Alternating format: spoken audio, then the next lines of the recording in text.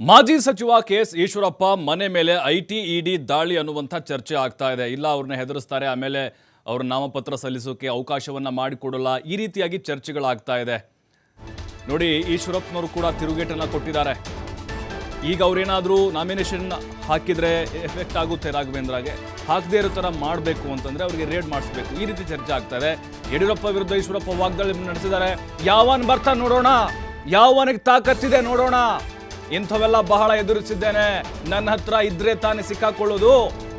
ಅವರು ಭ್ರಷ್ಟಾಚಾರ ಮಾಡಿ ಸಿಕ್ಕಾಕೊಂಡು ಜೈಲಿಗೆ ಹೋಗಿ ಬಂದಿದ್ದಾರೆ, ನಂದು ಆ ಥರದ್ದು ಯಾವುದೂ ಇಲ್ಲ ಅಂತ ಕೆಎಸ್ ಈಶ್ವರಪ್ಪ ವಾಗ್ದಾಳಿ ನಡೆಸಿದ್ದಾರೆ. ಯಾವನ್ ಬರ್ತಾ ನೋಡೋಣ, ಯಾವನಿಗೆ ತಾಕತ್ತಿದೆ ನೋಡೇ ಬಿಡ್ತೀನಿ. ಇಂಥವೆಲ್ಲ ಭಾಳ ನೋಡಿದ್ದೀನಿ ರೀ, ನನ್ನ ಹತ್ರ ಇದ್ರೆ ತಾನೇ ಸಿಕ್ಕಾಕೊಳ್ಳೋದು, ನನ್ನ ಹತ್ರ ಅಂತ ಆಸ್ತಿ ಅದೇನೋ ಆರೋಪ, ಯಾಕೆ ಭಯ ನನಗೆ? ಪರೋಕ್ಷವಾಗಿ ಯಡಿಯೂರಪ್ಪನವರ ವಿರುದ್ಧ ಕೆಎಸ್ ಈಶ್ವರಪ್ಪ ವಾಗ್ದಾಳಿ ನಡೆಸಿದ್ದಾರೆ. ಅವರು ಭ್ರಷ್ಟಾಚಾರ ಮಾಡಿ ಸಿಕ್ಕಾಕೊಂಡು ಜೈಲಿಗೆ ಹೋಗಿ ಬಂದರು, ನನ್ನ ಬಗ್ಗೆ ಚರ್ಚೆ ಮಾಡ್ತಾರಾ? ಇಡಿ ಐಟಿ ಸಿಬಿಐ ರೇಡ್ ಆಗುತ್ತೆ ಅಂತ. ಅದು ಯಾರು ಬರ್ತಾರೋ ಬರಲಿ, ನಾನಂತರೂ ಕಣದಿಂದ ಹಿಂದೆ ಸರಿಯೋ ಮಾತೇ ಇಲ್ಲ ಅಂತ ಈಶ್ವರಪ್ಪ ಅಬ್ಬರಿಸಿದ್ದಾರೆ.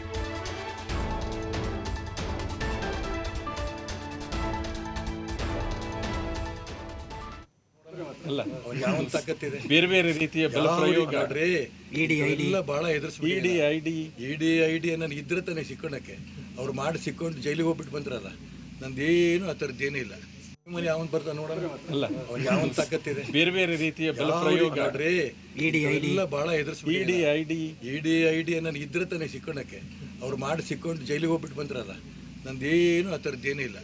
ಮನೆ ಯಾವನ್ ಬರ್ತಾ ನೋಡೋಣ, ಅಲ್ಲ ಅವ್ನಿಗೆ ಯಾವನ್ ತಾಕತ್ತಿದೆ. ಬೇರೆ ಬೇರೆ ರೀತಿಯ ಬಲ ಪ್ರಯೋಗ ಎಲ್ಲ ಬಹಳ ಇಡಿ ಐಡಿ ನನಗೆ ಇದ್ರೆ ತಾನೇ ಸಿಕ್ಕೋಣಕ್ಕೆ. ಅವ್ರು ಮಾಡಿ ಸಿಕ್ಕೊಂಡು ಜೈಲಿಗೆ ಹೋಗ್ಬಿಟ್ಟು ಬಂದ್ರಲ್ಲ, ನಂದೇನು ಆ ಥರದ್ದೇನೂ ಇಲ್ಲ. ಮನೆ ಯಾವನ್ ಬರ್ತಾ ನೋಡೋಣ, ಅಲ್ಲ ಅವ್ನಿಗೆ ಮತ್ತಷ್ಟು ಮಾಹಿತಿ ನವೀನ್ ನೀಡ್ತಾರೆ. ನವೀನ್, ಗಮನಿಸ್ತಾ ಇದ್ವಿ, ಈಶ್ವರಪ್ಪನವರು ಕಣದಿಂದ ಹಿಂದೆ ಸರಿಬೇಕು ಅಂತಂದರೆ ಐಟಿ ಇಡಿ ಸಿಬಿಐ ರೇಡ್ ಮಾಡಿಸಿದ್ರೆ ಈ ರೀತಿ ಅವ್ರನ್ನ ಬಗ್ಗು ಬಡಿಬೋದು ಅನ್ನೋಂಥ ಚರ್ಚೆ ಸಹಜವಾಗಿ ಆಗ್ತಾ ಇದೆ. ಅವ್ರ ಹೇಳಿಕೆ ನೋಡ್ತಾ ಇದ್ದರೆ ಪರೋಕ್ಷವಾಗಿ ಯಡಿಯೂರಪ್ಪನವ್ರಿಗೆ ಕುಟುಕದಂಗಿದೆ. ಆಮೇಲೆ ಅವರ ಈ ರೀತಿಯಾದಂಥ ಸ್ಟೇಟ್ಮೆಂಟ್ಗಳೇನಿದ್ದಾವೆ, ಅವರು ಕಣದಿಂದ ಹಿಂದೆ ಸರಿಯೋದಿಲ್ಲ ಅನ್ನೋದಕ್ಕೆ ಮತ್ತಷ್ಟು ಪುಷ್ಟಿ ಕೊಡ್ತಿದೆಯಾ ಅಂತ?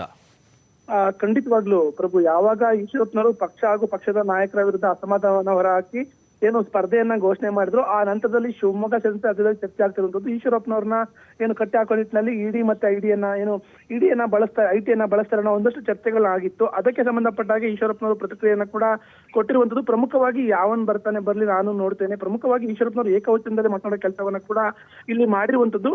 ಯಾಕಂದ್ರೆ ನಾನು ಯಾವುದೇ ರೀತಿಯ ಆಸ್ತಿಯನ್ನ ಮಾಡಿಲ್ಲ, ನಾನು ಜೈಲಿಗೆ ಕೂಡ ಹೋಗಿ ಬಂದಿಲ್ಲ, ಅಂದ್ರೆ ಪರೋಕ್ಷವಾಗಿ ಯಡಿಯೂರಪ್ಪನವರ ವಿರುದ್ಧ, ನೇರವಾಗಿ ಯಡಿಯೂರಪ್ಪನವರ ವಿರುದ್ಧವಾಗಿ ಕೂಡ ಈಶ್ವರಪ್ಪನವರು ಹೇಳಿರುವಂತದ್ದು. ಪ್ರಮುಖವಾಗಿ ಯಾವನಿಗೆ ತಾಕತ್ತಿದೆ ನೋಡೋಣ, ಇಂಥವೆಲ್ಲ ನಾನು ಬಹಳ ಎದುರಿಸಿದ್ದೇನೆ, ನನ್ನ ಹತ್ರ ಇದ್ರೆ ತಾನೇ ನಾನು ಸಿಕ್ಕ ಹಾಕಿಕೊಳ್ಳೋದಕ್ಕೆ. ಪ್ರಮುಖವಾಗಿ ಈಗಾಗಲೇ ನಾನು ಯಾರ ತರವೂ ಕೂಡ ಜೈಲಿಗೆ ಹೋಗಿ ಬಂದಿಲ್ಲ, ನಂದು ಆ ತರದ್ದು ಯಾವುದೂ ಇಲ್ಲ ಅಂತೇಳಿ ಯಡಿಯೂರಪ್ಪನವರ ವಿರುದ್ಧ ವಾಗ್ದಾಳಿ ಮಾಡೋ ಕೆಲಸವನ್ನ ಈಶ್ವರಪ್ಪನವರು ಮಾಡಿರುವಂತದ್ದು. ಪ್ರಮುಖವಾಗಿ ಈ ಒಂದು ಹೇಳಿಕೆಗಳ ಮೂಲಕ, ಅಂದ್ರೆ ಯಾವಾಗ ಈಶ್ವರಪ್ಪನವರು ಬಂಡಾಯವನ್ನ ಘೋಷಣೆ ಮಾಡಿದ್ರು ಅಂದಿನಿಂದ ಕೂಡ ಒಂದು ಕಡೆ ಪಕ್ಷದ ನಾಯಕರು, ಅಂದ್ರೆ ಹಿಂದುತ್ವದ ಮತ್ತೆ ಹಿಂದುಳಿದ ವರ್ಗಗಳ ನಾಯಕರ ಕಡೆಗಣನೆ ಮಾಡ್ತಿದ್ರು ಅಂತ ಹೇಳಿ ಒಂದು ಅಂಶವನ್ನ ಅವರು ಪ್ರಮುಖವಾಗಿ ಹೇಳಿದ್ರೆ, ಇನ್ನೊಂದು ಕಡೆ ಅದೇ ವಿರುದ್ಧ ಅದರ ಸರಿಸಮಾನವಾಗಿ ಯಡಿಯೂರಪ್ಪನವರ ಕುಟುಂಬದ ವಿರುದ್ಧ, ಅದರಲ್ಲೂ ಕೂಡ ರಾಜ್ಯಾಧ್ಯಕ್ಷರಾದಂತಹ ವಿಜಯೇಂದ್ರ ಅವರಿರ್ಬೋದು, ಜೊತೆಗೆ ಯಡಿಯೂರಪ್ಪನವರ ಕುಟುಂಬದ ನಿರಂತರವಾಗಿ ವಾಗ್ದಾಳಿಯನ್ನ ಮಾಡ್ತಾ ಇರುವಂತದ್ದು.